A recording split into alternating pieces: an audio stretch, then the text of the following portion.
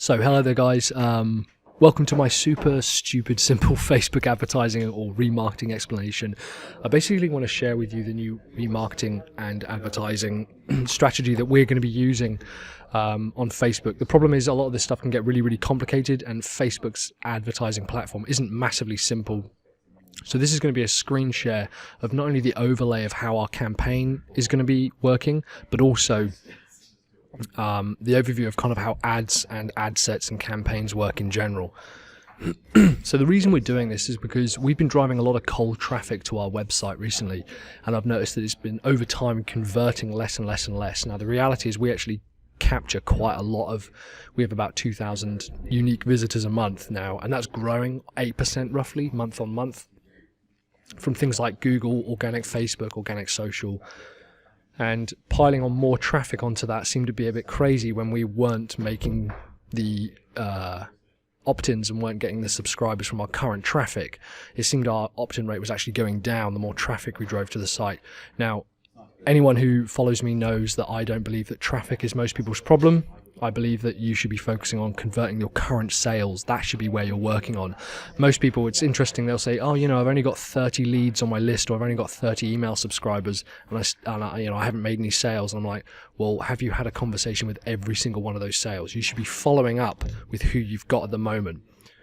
And what I want to do is start recapturing anyone who has visited our site but not opted in. Basically, that's all we're trying to do. You can see this little diagram here. We've got all these traffic sources on the left hand side. These are things like search, Twitter, YouTube, and people come to the blog. Now I know that across the site 7.9% of our traffic converts into an email subscriber, which is fantastic. They do it via optins like Opt-in Monster, pop-ups, exit pop-ups, a few landing pages, things like that. But what about the people who leave? Now this is where we're going to be introducing a remarketing campaign. What I've done inside our ads manager, I'll show you, is we've now got I say now, we've had it for ages, I just haven't done anything with it. We've got a pixel, and the pixels are really simple. It's really easy to install on WordPress now.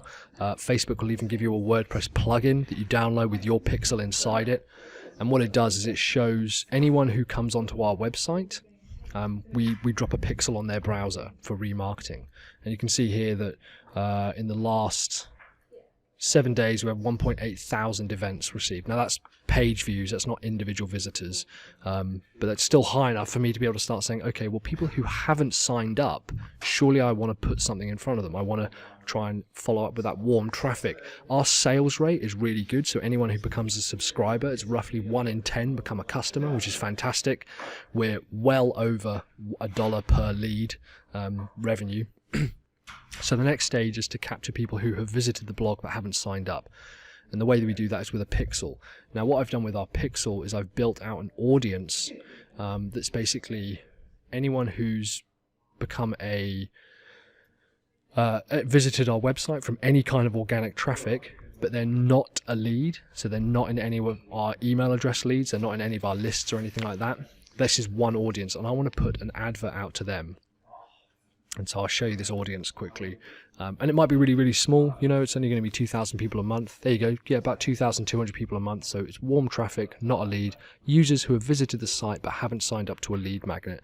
And we've actually done that. I'll do that in another video, how we set that up. But basically, that means that anyone who has this particular, is in this audience, is someone who is has traffic but not necessarily a lead. So I'm going to want to put this landing page in front of them and say, hey, I want to teach you how to write a marketing funnel proposal. Okay, I want to teach you how to write a marketing funnel proposal. Jamie Hill says, I love pixels. They allow you to stalk the people that leave. 100%, and we're just discovering now this campaign, Jamie, and I kind of feel like a bit stupid for not doing it earlier. But instead, we should have been building our funnel backwards. I'm going to show you in Lucid chart here.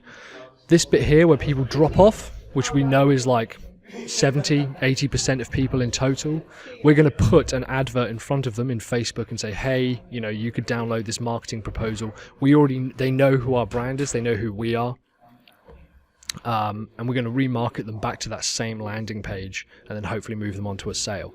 Now this is where people get confused, I think, is with how Facebook runs kind of their ads and stuff. Is basically what is an ad, what is an ad set, and what is a campaign. And it's super simple, really crazy simple. Okay, you have a campaign, and for us this particular campaign is going to be an evergreen funnel. It's going to be giving them proposal training, and we're going to start it in March, and it's going to be sent to like warm traffic, and it's to get leads.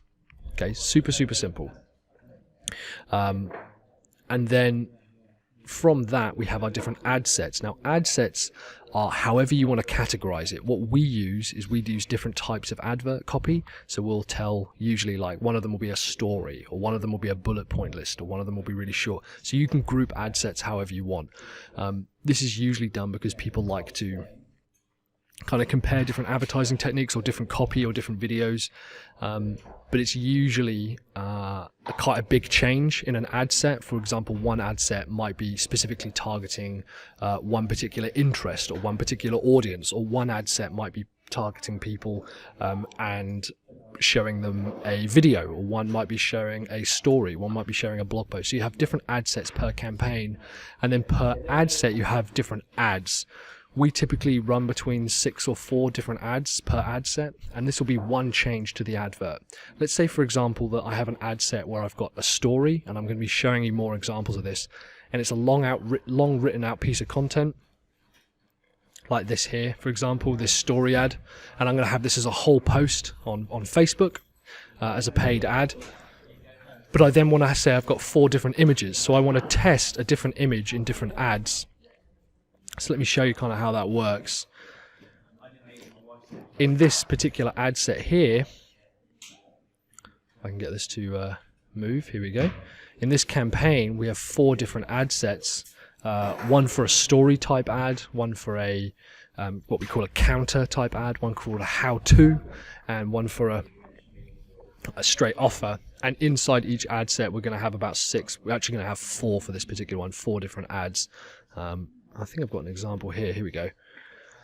So the campaign is an evergreen leads campaign. I want to generate leads. I'm going to build out warm traffic. I want warm traffic. So it's only going to be sent to my warm traffic pixel. It's for our funnel proposal training, and we're going to start it in March 2018. I'm going to be starting this today. One ad set is going to be a story ad, where I've written out a story for the post. Okay, nice long blog post. Okay, nice long Facebook post. And another one, we've got a how-to ad, which is a long written how-to guide here on actually how to write a marketing funnel proposal. So I'm giving away the horse, and the farm here before people even sign up. The next one is a counter ad. Again, quite a long written post about, do you really think it should take more than 30 minutes to write a marketing funnel proposal? And then finally, we've got a straight offer, which basically tells people what they're going to get. Okay, just tells them exactly what they're going to get. I'm going to try each one of those ad sets per campaign. So you can see here we've got a story ad, a how-to ad, a counter ad, and a straight offer ad.